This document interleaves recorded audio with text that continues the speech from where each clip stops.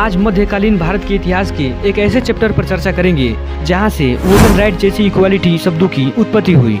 जी हाँ दोस्तों, हम बात कर रहे हैं सती प्रथा की। सती प्रथा समाप्त करने का श्रेय आधुनिक भारत के जनक राजा राम मोहन राय को जाता है।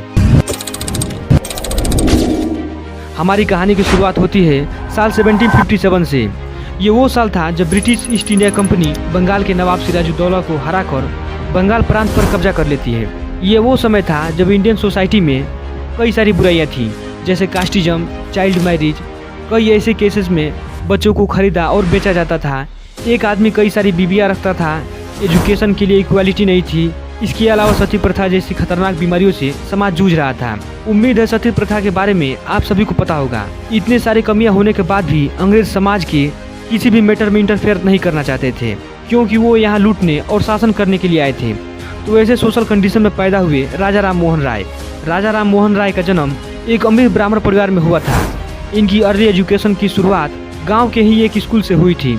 बाद में इन्हें पटना के एक मदरसे में भेजा गया, जहां इन्होंने पर्शियन और अरबिक लैंग्वेज सीखे और इन्होंने कुरान और सूफियाना फिलासफी भी पढ़ी। इनकी ऐसी एजुकेटेड थॉट की वजह से ये समाज से अगेंस्ट जाने लगे। इन्होंने अपना घर छोड़ दिया और तिब्बत चले गए, जहां इन्होंने बुद्धिज्म की पढ़ाई करी। इन्होंने बनारस आकर संस्कृत, उपनिषद जैसी धार्मिक पढ़ाइयाँ की। 1850 के बाद इन्होंने अपनी कलर की नौकरी छोड़ दी, जो ये ब्रिटिश ईस्ट इंडिया कंपनी के लिए करते थे। इन्होंने समाज के लिए प्रोपेगेंडा को दूर करने का पूरा प्रयास किया। राजा राम मोहन राय के संघर्ष की जर्नी शुरू होती है 1811 से, जब यंग एज में इनके बड़े भाई की डेथ हो जाती है और ये ऑलरेडी अपने भाई के गम को लेकर सदमे में थे कि इन्हें एक बड़ा झटका लगता है जब इनकी 17 साल की भाभी अलख मंजारी को इनकी आंखों के सामने जिंदा जला दिया जाता है। और इनके आसपास बैठे सारे पंडितों पुरोहितों ने इस प्रथा का भरपूर सपोर्ट किया। इसके बाद इन्होंने ठान लिया कि इस प्रथा को पूरी तरह बैन करना होगा। इसके बाद इन्होंने 1814 में एक आत्मीय सभा बनाई।